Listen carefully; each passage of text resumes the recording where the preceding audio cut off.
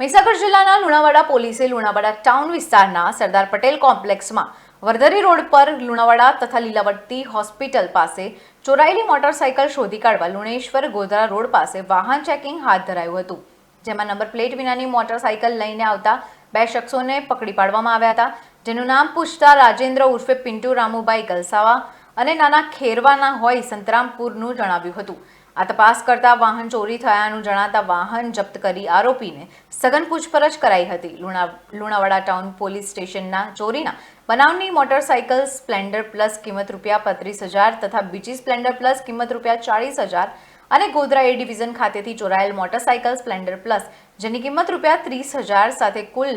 4 વાહન જેટલી કિંમત ₹1,25,000ના મુદ્દામાલ સાથે બીજો આરોપી સલમાન ઉર્ફે ભોબા દસ્તગીર રલિયા રહેઠાણ જેનું રહેમતનગર તાલુકો ગોધરા અને જિલ્લા પંચમહાલને ઝડપી પાડવામાં આવ્યો હતો।